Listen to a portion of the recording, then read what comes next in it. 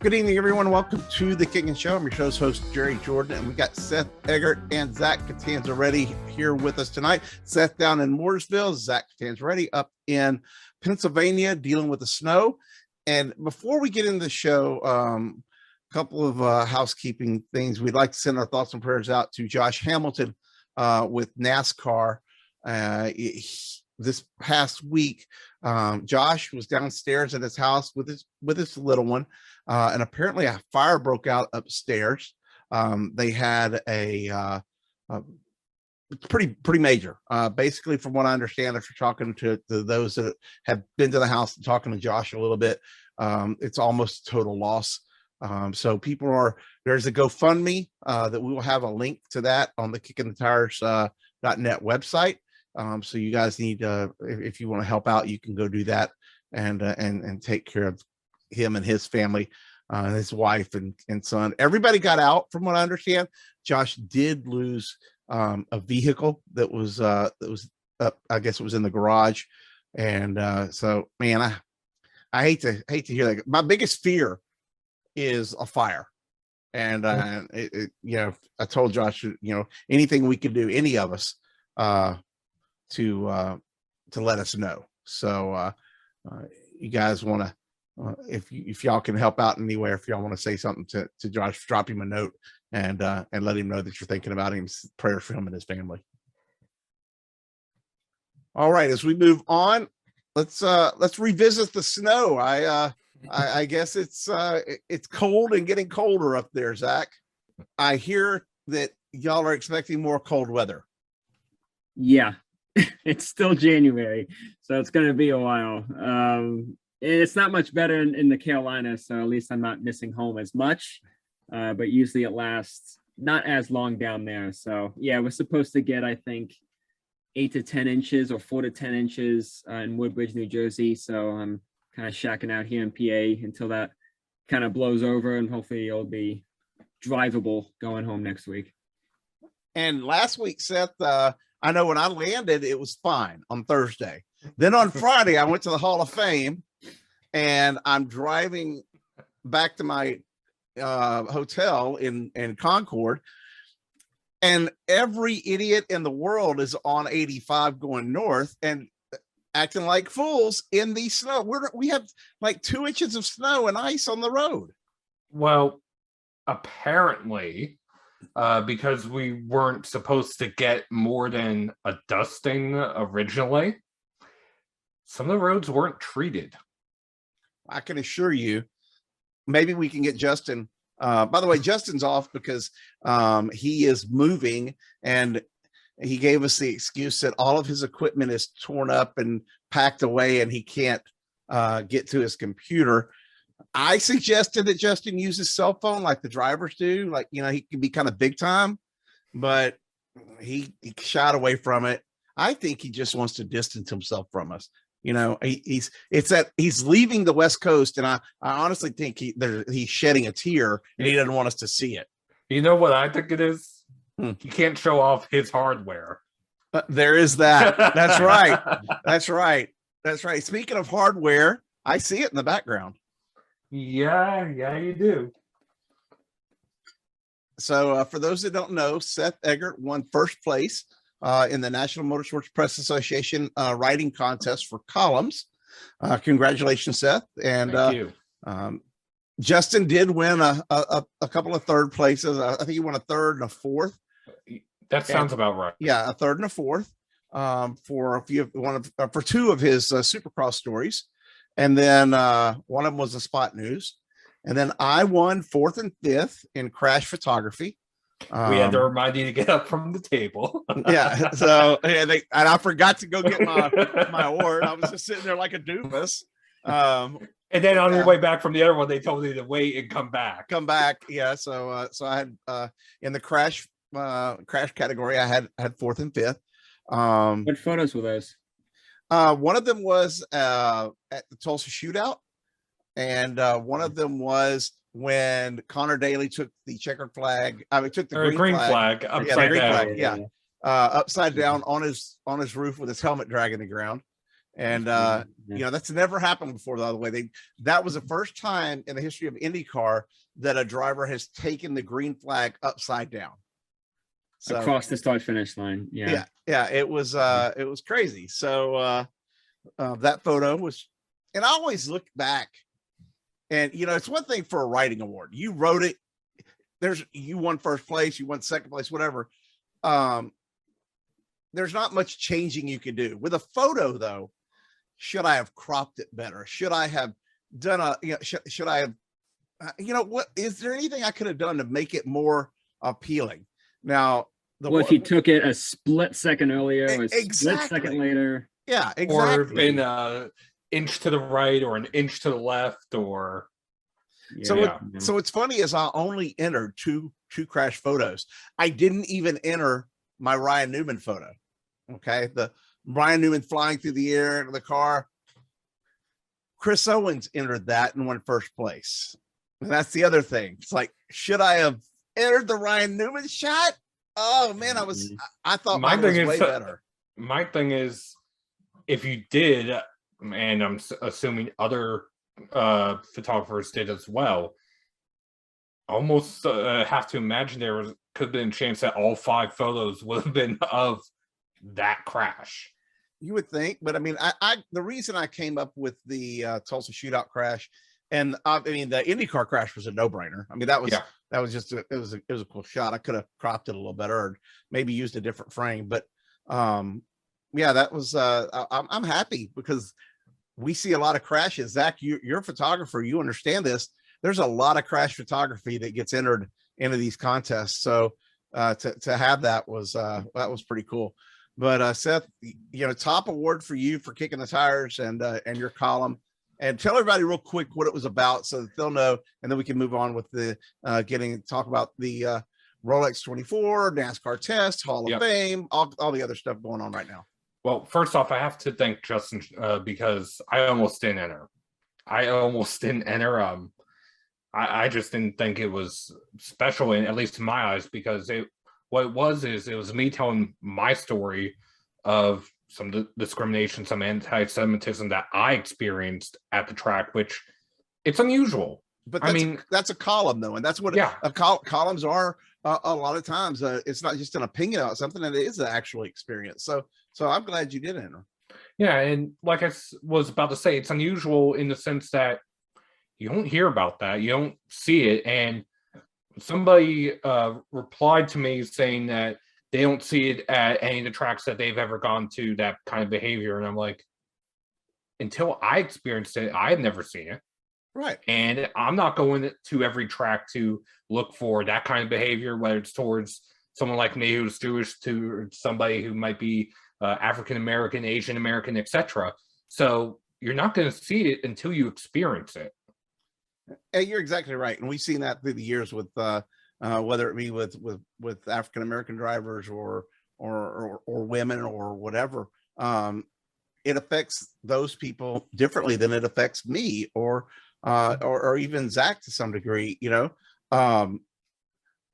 Case in point, Bubba Wallace. A lot of people give him grief, but Netflix is doing a multi-part series on him called Race, and some of my video footage is going to be in that I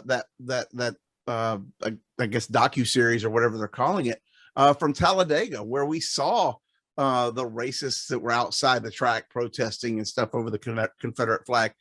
Here's the thing: I grew up in the South. If it hurts someone, if it brings hate to someone's heart, then I don't want that representing the sport. If it makes Bubba feel bad or someone, I want people to come to the races to have a good time. I don't want you, because you're Jewish, to get ostracized from at the racetrack or anywhere. But I'm just saying, that's not what NASCAR's about. Every time I walk through the infield and I go to a campsite, and Zach, I know you've done this too, everybody's like, man, come hang out with us, party, drink some beer, have some barbecue. I don't want you, Seth, to ever feel like you can't go do that, or that you're not welcome. Yeah. That's, or any other person out there, whether it be Bubba or Haley Deegan or whatever.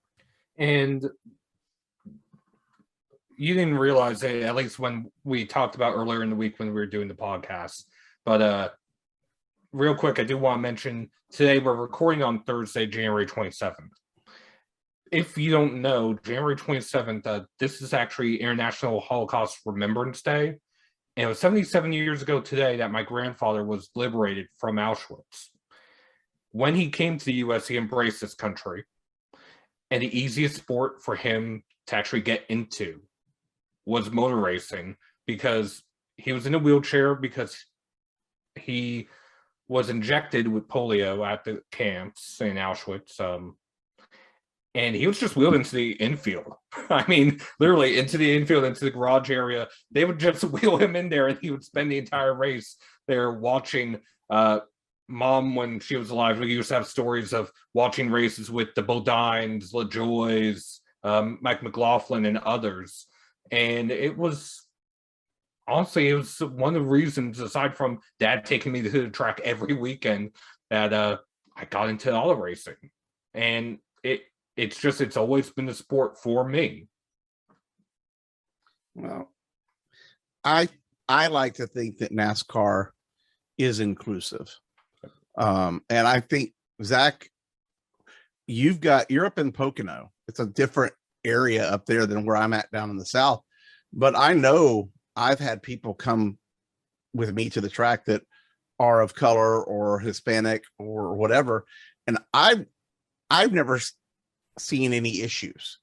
If they had issues, they didn't tell me about it. But have you seen this? You've been to a bunch of tracks and been around this sport for a long time as well. I thankfully haven't really noticed or seen anything like that. I mean, I guess sometimes you'll hear some people say some off-color stuff, to another friend who's kind of nearby. Most of it's just joking around, but I guess you never really know. But yeah, thankfully I've never seen anything to the degree that Seth has or other people have. Yeah, thankfully it hasn't really come up. And I spent a lot of time in the South in North Carolina. I lived there for about 2.5 years, and I've been to a lot of tracks down there, Darlington, Martinsville, and it's just a different crop of people. When you go to certain parts of the country, and thankfully they've always been, at least to me, of course, I'm speaking from my perspective, always been very fun to be around, and it's just a party town. Every race you go to, I mean, a lot of these tracks have been here for decades and decades, and they take over the entire town. And as soon as you get in there, you got scalpers handing out tickets, you got people who are grilling. It's just, this is their one big trip every year for a lot of these people, and a lot of them spend it like a vacation. And they go with their families, they take their kids there, and they grow up in the sport literally from the first time that they speak a word, they're at a track. I didn't get to grow up in the sport. I actually started following through school with my math teacher, and it was just complete luck. But for people who are able to grow up with it, it just becomes part of their life. And you hope, even when people of any background, when they go to the sport, that they can get just a little taste of what it feels like to be comfortable, in this sport. You didn't have someone there to stick up for you, whether it be me or Chris Knight or Jim Utter, or because there's a lot of people in this media center that we cover, and we're all like a family. And whether you're a fan or media or whatever, we don't want that crap. And that's what I think a lot of people get upset about Bubba, and the message that he carries. But I'm really looking forward to seeing the Netflix program that they're putting on, because I think they're going to attack and address some of those. And I think you're going to see, and we've already seen the changing at the track with the investment in the sport and the fans that are there. Look, Kevin from Virginia is one of my biggest fans. I'm one of his biggest fans. And you know what? If you were in Virginia last week, Kevin was out snow plowing, okay, on the highways, making sure that the roads were safe for you. And Kevin's a big black dude, and he's probably one of the coolest fans I know. So, black, white, Hispanic, Jewish, it doesn't matter. We're all about NASCAR. That's what this sport's supposed to be about, is racing. And I was actually answering someone last night who was asking some questions for a story he's working on. And Rob Teoxen over at the Podium Finish. and something that he asked, which was about how NASCAR is diversifying and stuff like that. And I said, honestly, because this is the way I look at it, you're not going to change the history, you're not going to change the past. Nope. But what you can change is whether or not it's a part of the fabric of the sport. Exactly right. We have to make this sport attractive and better for everyone. And that's, you know, whether it be going to LA like we are next weekend, and we'll talk about that in a few minutes, or having DJ Ski do the performances during the cautions at the Clash. I'm still, Ice Cube is, I think, the bigger name. I would say. Yeah, Ice Cube is doing All due respect to DJ. the half. I don't know if you would call it I half think- time show or half race show. I think Pitbull's the biggest name we're gonna have Yeah. out there. I'm just saying. Yeah. And he's in the sport. By the way, Pitbull owns a team, so Mhm. you know, sorry, that trumps all of it. Yeah. We can get Pitbull to sing for us all the time. But that's that diversity that we're talking about. And that's what brings in a Michael Jordan you know, to the sport and things like that. So kudos to those in the sport who have worked hard to move it down the road from where it used to be. And I'm going to leave it right there, because I think your column, if anybody wants to see it, I want you to go on the site, Seth, and I want you to re-up it and put it out there so that people can see it, and pin it to the top for a few days, so that we can have that on there, because it's important. People need to know, and they don't need to hear me rattling my head about it. They need to read it from someone who's lived it and went through it and goes through it every day. Because look, you're right. I'm 5'10" and weigh 325, 330 pounds. You're not going to come up and disrespect me or the people I'm with, because I'm going to whip your ass. But, you know, Seth, you're about 5'7", 5'4", 5'4". Okay. I was being generous. Okay. You weigh about 130 and 170. Yeah. okay. So not much though.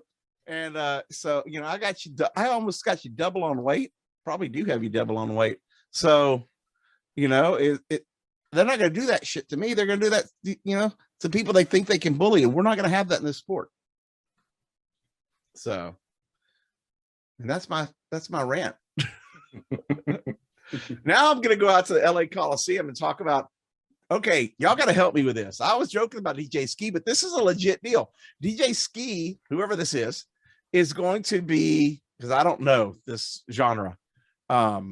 He's going to be performing, spinning records. I mean, is it vinyl? Is it like I think the technical term is EDM, electronic dance music. Jeff Gluck would know all about that, but you know what? Yeah, if you've been in the snake pit for the Indianapolis 500, it's similar to that. I'm assuming. I've never listened to him before, but this story kind of just hit me today. I was just looking at it, and yeah, he's going to be performing during all the caution breaks, whether there's 1 or 70. We're guaranteed at least one with Yeah, the I mean- halftime break. Yeah. So But that's Ice Cube's show. Oh, I guess he could be the opening act. He's the opening act for Ice Cube. we played around, but I will say, even though I don't know him, it's just not my brand of music. He definitely fits in with the LA type of crowd, I feel, and more importantly, I think this is a really good idea going forward. I think when we look at the stage breaks, people say that they're really long, and that they sometimes can be. I think just giving fans more entertainment for the buck. I mean, a lot of the times during the stages, what do the fans do at the track? They're kind of just sitting around waiting for the race to get back going again. And it can be many laps under caution. And sometimes they're going and getting an extra beer or a hot dog or whatever. Why not have performance, for people to listen to and keep the energy going, for the people who are there just to kind of chill out, hang out, for the wives who are there with their husbands who might not really care, or maybe the kids who are brand new to the sport. Have something that have Ice Cube come out to the track. Man, I haven't seen him perform in years. Like, have had that little thing that kind of keeps people invested. It's okay. You all can say throughout. you can say 35 years because I'm about? 50, and that I think Ice Cube was around the time I was 15. So That before long? you were born. Yeah. Let's Wasn't see. he really big in the 90s? I'll Google and find it. Zach, that would have been when I was like young. I graduated high school in 90. Well, the 90s. Well, a little fun fact, the LA Coliseum is now available on iRacing. The first official race, courtesy of a broadcast from Blake McCandless,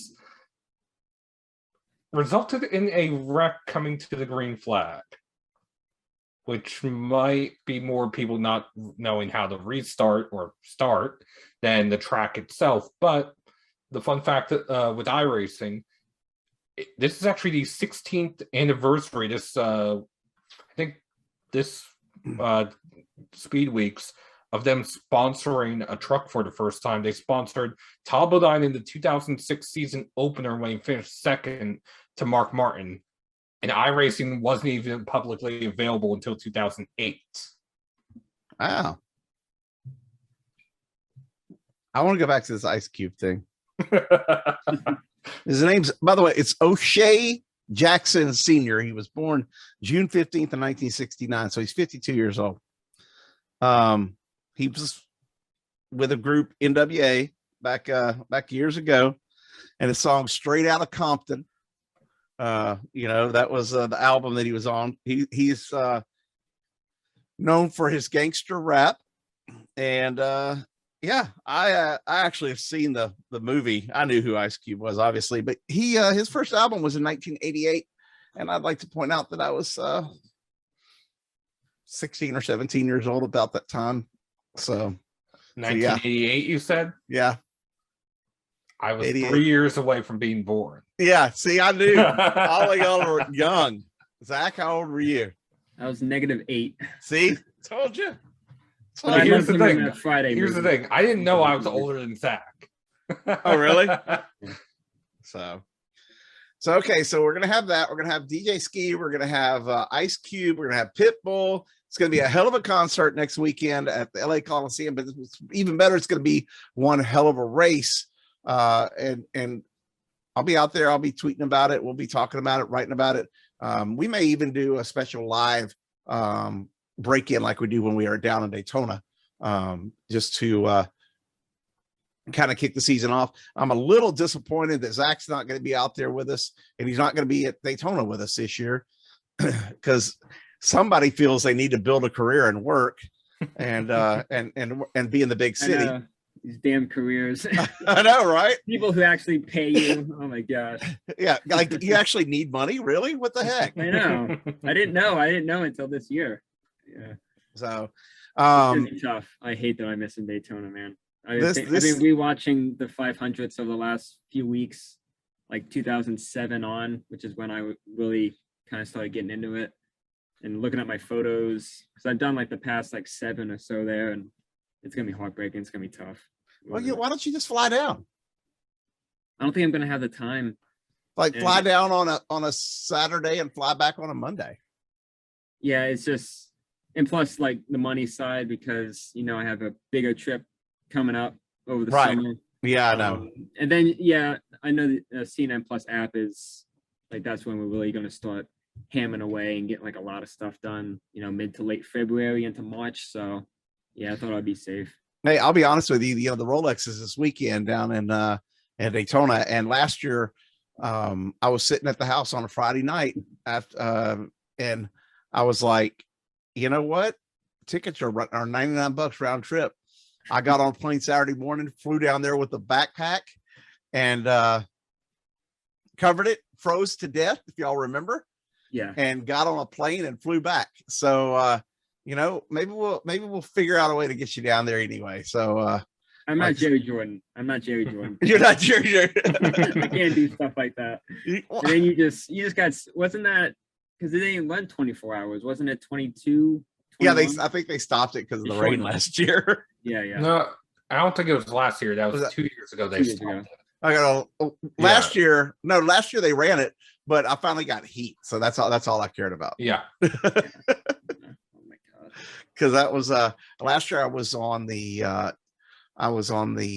outside of the track because of COVID protocols, and there was nobody in the media center outside in the suite. And then they turned all the heat off, and it got down to like 40 degrees outside, and it got down to, I think the temperature inside the suite was like 58 degrees. And I'm tweeting to the track, please turn the heat on. I'm about to freeze. It was like the Daytona 500 because I had to shoot that in the grandstands, freaking Thursday to Sunday. Yeah. I wasn't allowed in the press box.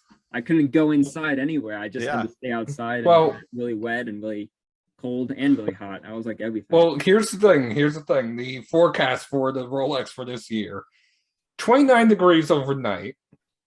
Yeah. Freezing. With a 2% chance of precipitation.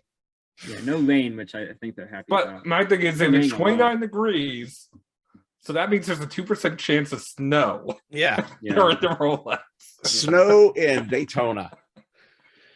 Okay. So we're off the rails now.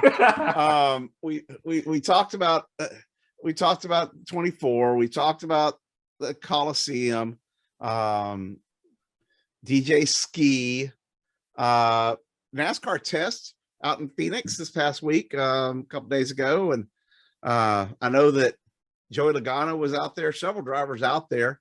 What did y'all take away from the test? Seems like they're getting this car pretty tweaked out. But it's still hard to drive. I'll say that. Chase Elliott spun twice, Kyle Busch spun twice, Gilliland backed into the wall, and Bubba Wallace, I believe, spun and damaged the splitter trying to move the car with the flat tires. Okay, I want to just say this. I'm glad they're wrecking. Yep. I want the car to be hard to drive. Not because I'm a sadist for the drivers. It's for years they got the car so easy to drive that says seriously, I probably could have driven those cars. Okay. And I know somebody with skills on iRacing could have darn sure driven those cars, but they were so easy to drive. And I think that made the difference on the track. And I think that because they made it look too easy. I want these guys to be fighting this steering wheel and fighting to hold grip and keep control of the cars going around the track, because I think that puts on better racing. I can be wrong. You guys weigh in, but that's my theory on it. I think it does provide better racing. Granted, with how competitive the teams are today and how close the teams are today, I think we're almost going to see the difficulty level of maybe the late 90s, early 2000s, but with the difference in times of the last few years. Yeah, you obviously want them to be difficult to drive. It's good to see that they're not having it easy out there. I feel like we usually see more accidents in testing. So that's kind of what it's there for, is to push the limits. There's not a whole lot on the line.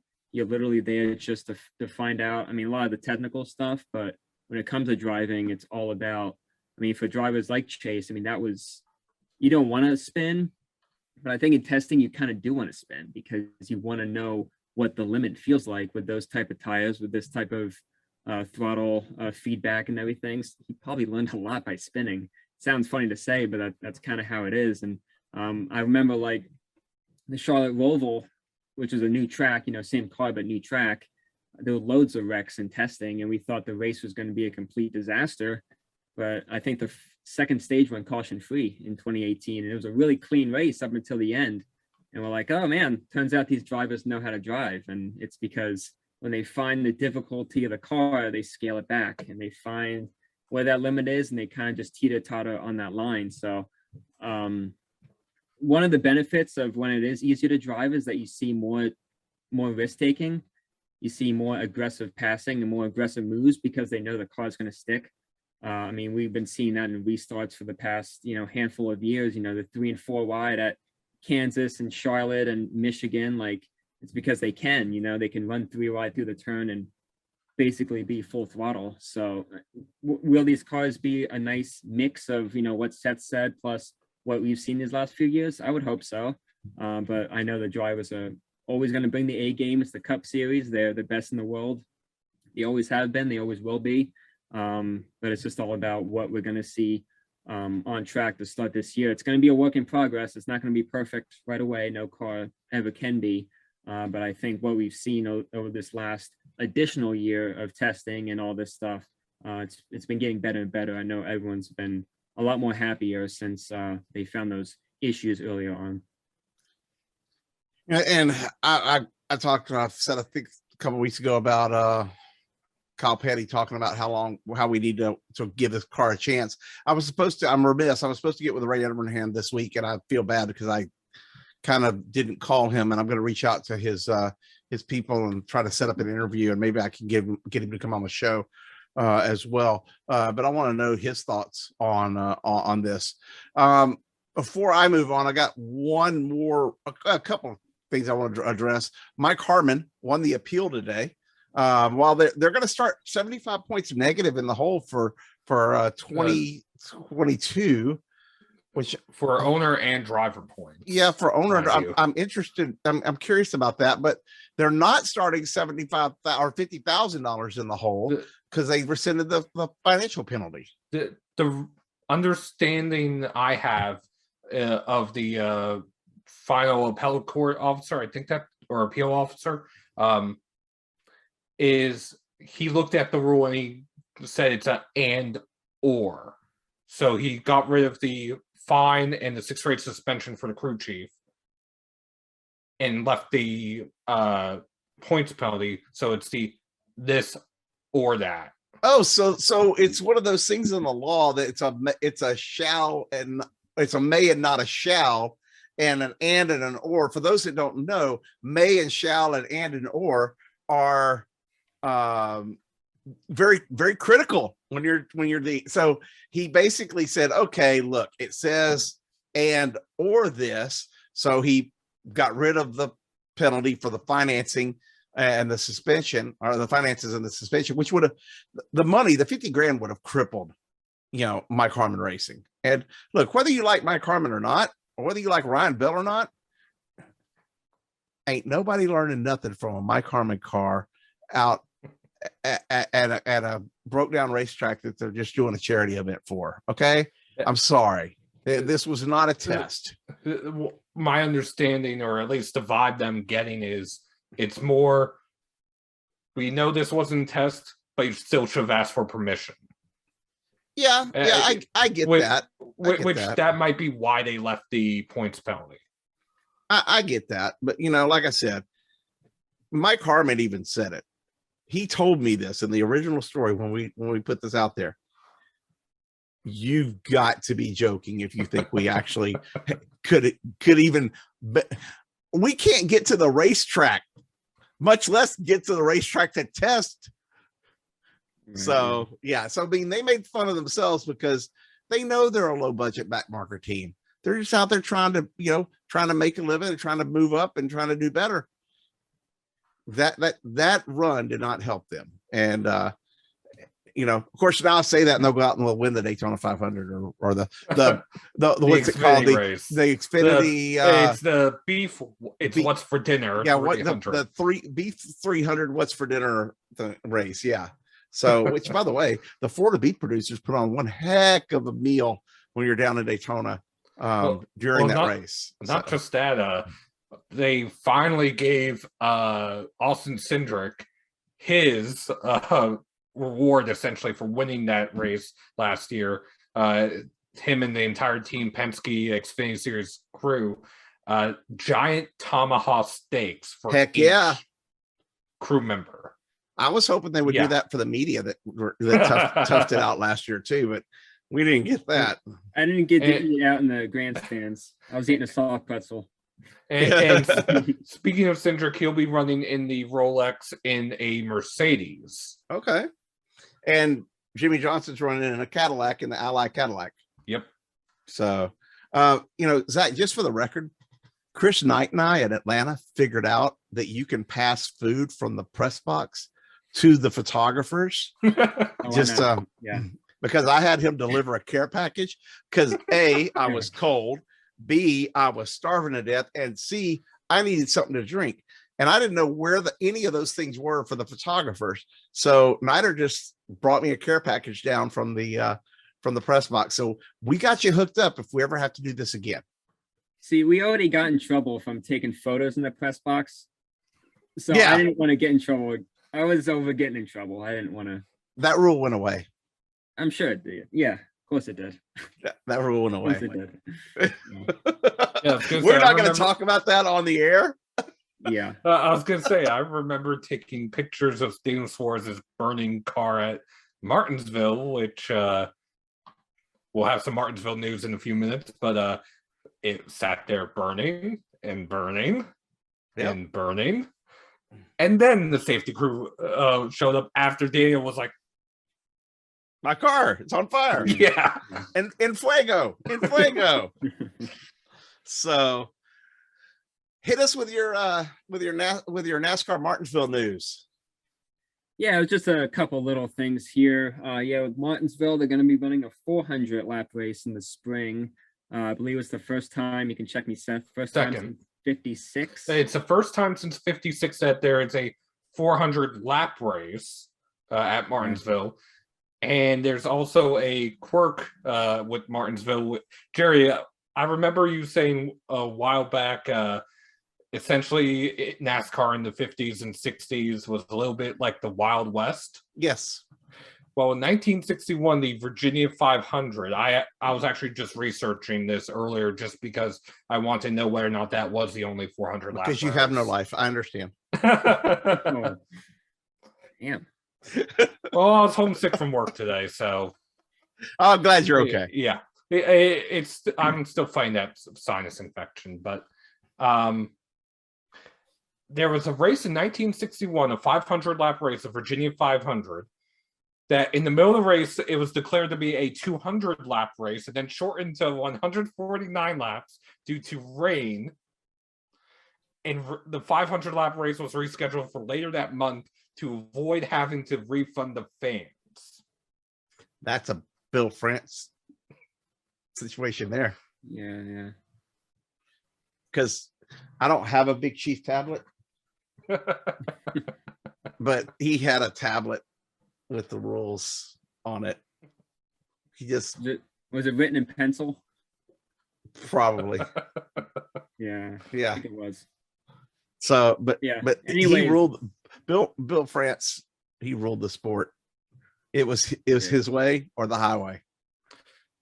Yeah, and at least for that particular rain shortened race, Fred Lorenzen benefited from it, winning by, well, it was under caution, but he and I think Richard Petty were the only two on the lead lap. 149 laps into the race. They're the only two on the lead lap. That does not strike me at all. I will say this past weekend, we had the NASCAR Hall of Fame, and Dale Earnhardt Jr., Mike Stefanik, and Red Farmer were all inducted into the NASCAR Hall of Fame. And we had the NMPA Hall of Fame. Dale Jr. was part of that crew as well, along with Steve Kinzer. I forget everyone who was in the in our NMPA Hall of Fame off the top of my head. But I was just mentioning that because Dan Gurney, I believe. Dan Gurney, Steve Kinzer, Dan Gurney, Dale Jr. There are two others. I'm trying to remember who they were. I'll pull them up in a minute just so that we have the full list. But the reason I was bringing that up is because we learned at the NASCAR Hall of Fame event that Dale Jr. once found out that even though he's pretty darn big, Mike Helton let him know that he wasn't as big as NASCAR. That was an amazing story. Now, I'd heard parts of it before, but Dale Jr. thinking he's going to go in the hauler and tell NASCAR how it was going to be. You're not here to talk. You're here to listen. And I think he said that was his only time. I think he was in it with Tony back in like the late 90s, but that was like the last time he was in the hauler with Mike. Yeah. Other than when Mike told him, "Hey, I need you to come by the hauler when you get some chance." And Dale's like, "What did I do? What did I say? What did I tell the media? What did I say on the interview?" Yeah. But he gets over there and he finds out, "Hey, we got these chucklehead drivers that are coming up that are kind of youngsters and cutting up. I need you to go talk to them." Yeah. So he didn't say what drivers though. He didn't. In Although we all probably have a good idea who, though. I can tell you who it was just off the top of my head. What a may drive for him. Yeah. Dan Gurney, Herb Nab, Richard Howard, Steve Kinzer, and Dale Earnhardt Jr. were the NMPA inductees, and that was a really cool night to be there. And if you're watching this and you're not a member of the NMPA and you're a media member, you need to get with one of us, because we would love to have you as a member. Look, Ricky Rudd was there. The Wood brothers were there. Let's see. Red Farmer actually came to our event. Ray Evernham was there. Bobby Allison was there. Or no, I'm sorry, Dottie Allison was there. Trying to think Shelmerdine.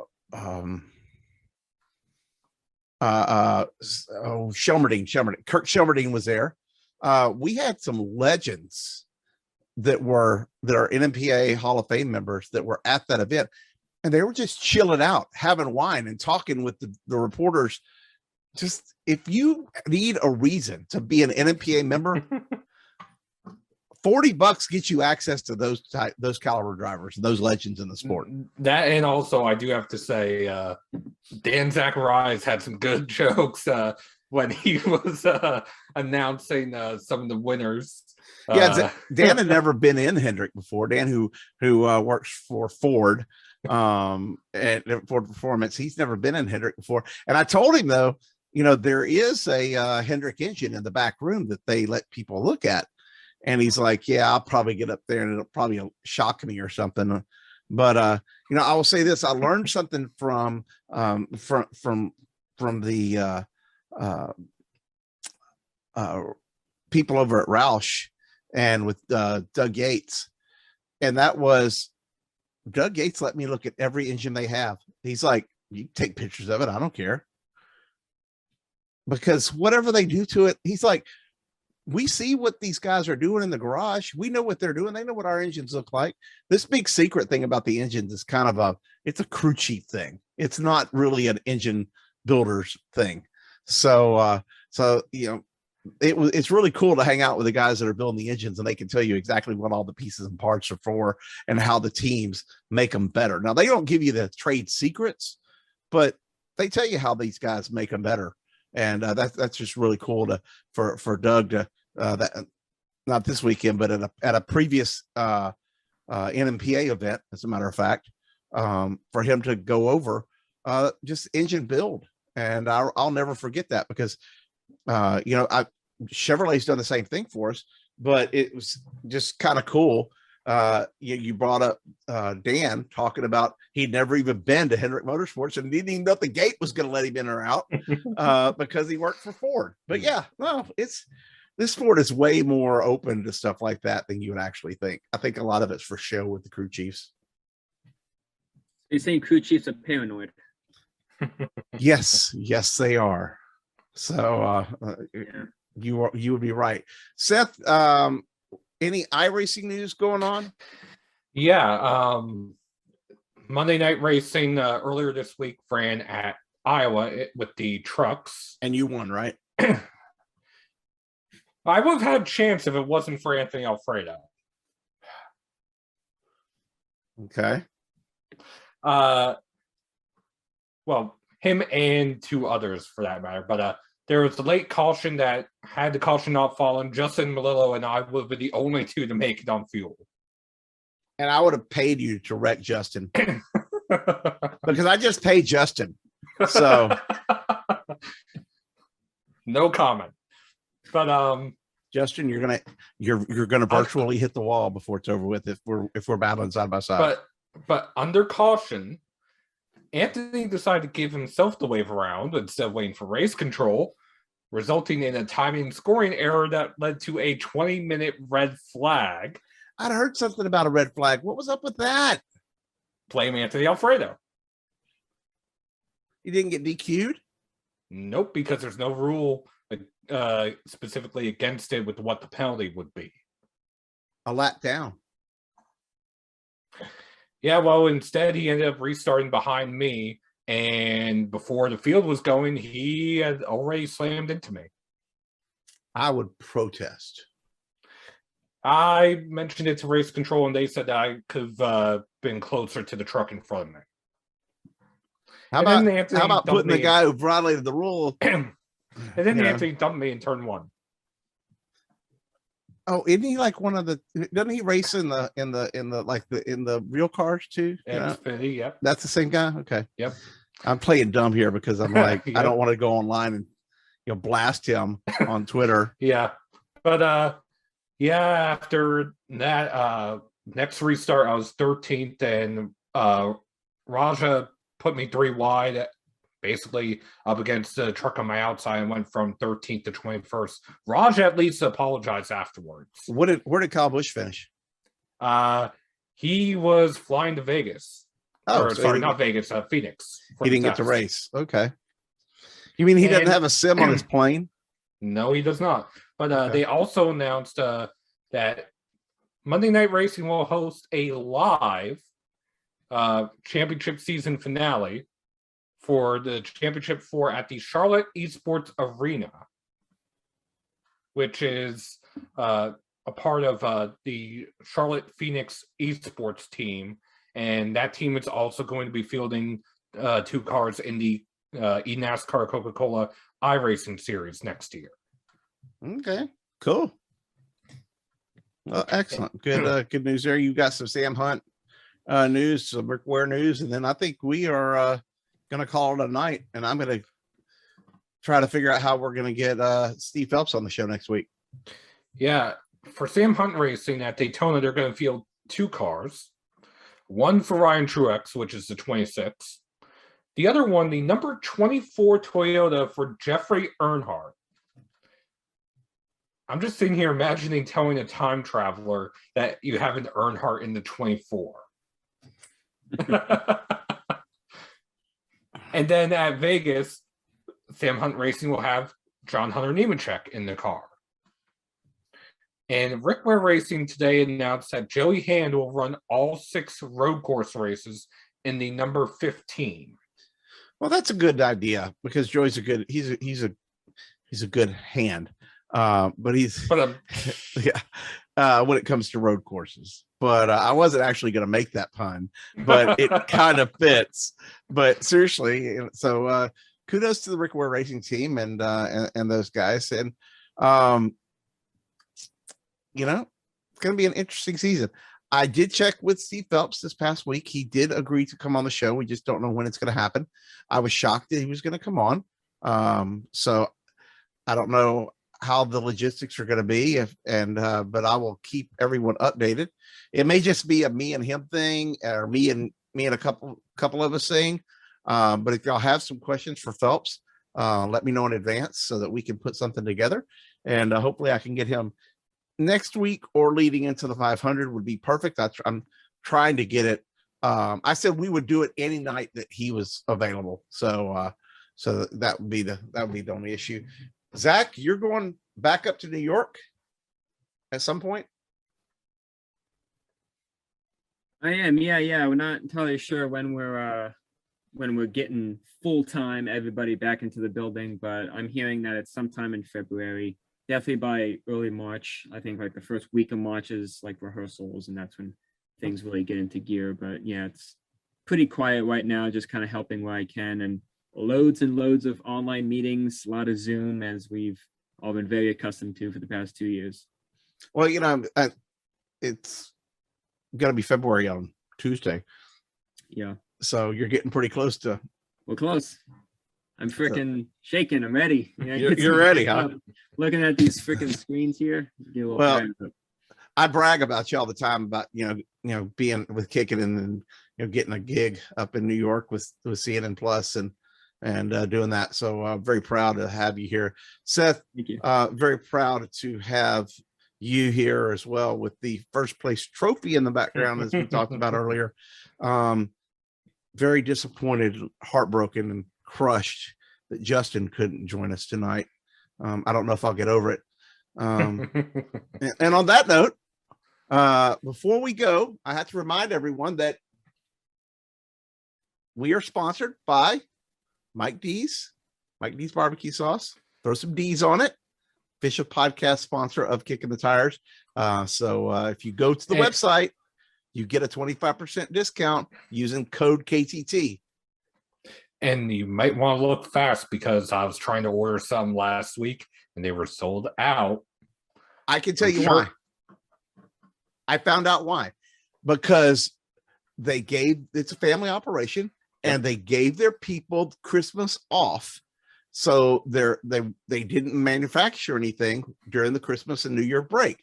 So they're ramping the production back up, and you can start getting your order shipped to you pretty darn quick. They are ready to go. So they shouldn't be sold out much longer. How many do you have? I'm seeing you're holding one, and then there's 3. It looks like there's 4 total, which means he probably got 2 packs. I got wonder 6. why they're sold out. Okay, I wonder why they're sold out. I have 6. Yeah, I'll be ordering some soon. Yeah, I have 6. I have 6 of those, and I have 2 of their seasonings. And let me just tell you something. For as good as their barbecue sauce is, their seasonings are the bomb diggity. I mean, I'm telling you, that's I like the seasonings. We made some barbecue chicken last week, and we marinated it in the Mike D's. For Dad with the spicy, for my sister and I the Big D's sauce, and it was good. It Very was good. So I'll leave you with throw some D's on it. Check us out, kickingthetires.net. Follow us online on Twitter, social media with YouTube and Facebook. You'll find us there. Hit the like, subscribe, all of those buttons so that you can stay tuned. And we appreciate everyone listening to the show and hanging out. And we'll see y'all next week.